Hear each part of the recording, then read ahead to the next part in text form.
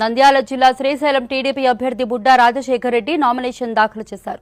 కార్యక్రమానికి ఎంపీ అభ్యర్థి డాక్టర్ బైరెడ్డి శబరి, మాజీ మంత్రి ఏరాసు ప్రతాపరెడ్డి, పార్టీ జిల్లా అధ్యక్షుడు మల్లెర రాజశేఖర్, బుడ్డా కుటుంబ సభ్యులు హాజరయ్యారు. ప్రత్యేక పూజల తర్వాత భారీగా హాజరైన ప్రజల మధ్య నామినేషన్ దాఖలు చేశారు. దుర్మార్గ పాలన సాగిస్తున్న వైసీపీని ఇంటికి పంపేందుకు ప్రజలు సిద్ధంగా ఉన్నారని బుడ్డా రాజశేఖర్ రెడ్డి చెప్పారు. ఎమ్మెల్యే చక్రపాణిరెడ్డి 5 ఏళ్లలో ఏం చేశారో చెప్పాలని ప్రశ్నించారు. చక్రపాణిరెడ్డి అవినీతిని బయటకు తీస్తానని హెచ్చరించారు. ఎన్నికల్లో టీడీపీ కూటమి విజయం ఖాయమన్నారు.